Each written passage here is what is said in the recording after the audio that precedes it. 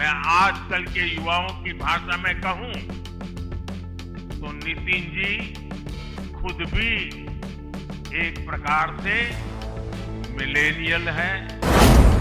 और मैं इसलिए उस समय को याद करता हूं कि जब विपक्ष के लोग घर में दुबके थे और भाजपा कार्यकर्ता हर काल कोरोना के पीड़ितों की सेवा में लगा था, वो कहीं न कहीं माननीय प्रधानमंत्री जी का यशस्वी नेतृत्व था, आपका मार्गदर्शन था, तभी हम उस कालखंड से, उस आपदा से निकलकर बाहर आ पाए। नमस्कार, मैं हूं प्रिया राज और आप देख रहे हैं स्वराज पोस्ट। देखिए, आज की सबसे बड़ी सियासी खबर अगर बता दें तो भारतीय जनता पार्टी को अपना नया सारथी मिल गया है और दिल्ली के बीजेपी मुख्यालय से उठी वो गूंज जिसने भारतीय राजनीति में एक नई इबारत लिख दी है। 45 साल की युवा चेहरे नितिन नवीन अब दुनिया की सबसे बड़ी पार्टी के 12वें राष्ट्रीय अध्यक्ष बन चुके हैं। ऐसे में तस्वीरें महज औपचारिकता नहीं बल्कि एक नए दौर का संकेत है, जहां प्रधानमंत्री नरेंद्र मोदी खुद नितिन नवीन का हाथ पकड़कर उन्हें अध्यक्ष की कुर्सी तक लेकर गए और ये मंजर गवाह बना उस भरोसे का जो बीजेपी ने अपनी युवा पीढ़ी पर जताया है। वहीं चुनाव प्रक्रिया 19 जनवरी को दिल्ली मुख्यालय में पूरी हुई, जिसके बाद पीएम नरेंद्र मोदी ने खुद उन्हें मिठाई खिलाकर जीत की बधाई भी दी। अब नितिन नवीन की नियुक्ति पर पीएम मोदी ने एक बहुत ही दिलचस्प बात भी कही। उन्होंने कहा कि नितिन उस दौर के नेता है जिन्होंने बचपन में रेडियो पर खबरें सुनी और आज वो एआई का इस्तेमाल करना बखूबी जानते हैं। और साथ ही नितिन नवीन को युवाओं की भाषाओं में भी कुछ कहा है, जरा वो भी सुन लीजिए।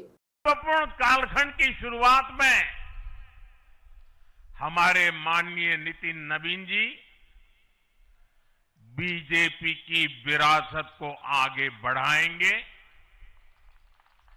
मैं आजकल के युवाओं की भाषा में कहूं तो नितिन जी खुद भी एक प्रकार से मिलेनियल है।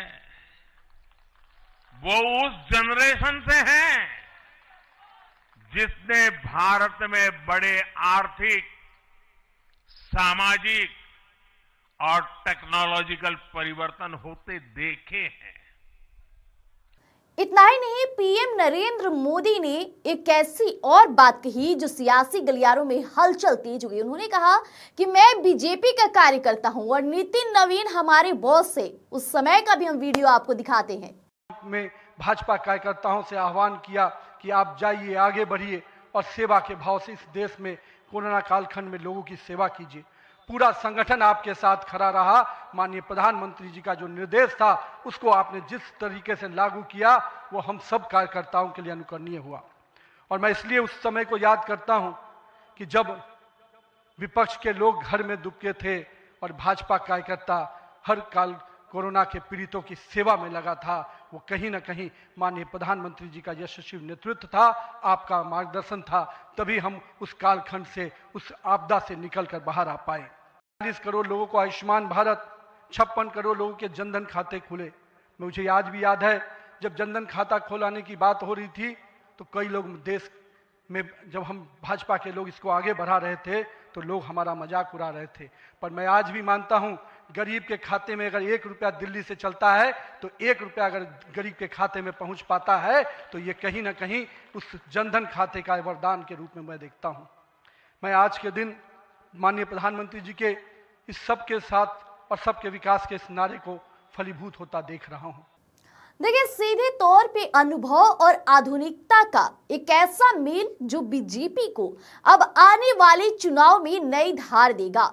नियुक्ति पत्र पर दस्तखत करते वक्त भी पीएम का उनकी पीठ थपथपाना बताता है कि दिल्ली की कमान अब जोश और होश के संगम के साथ हाथ में आ गया है।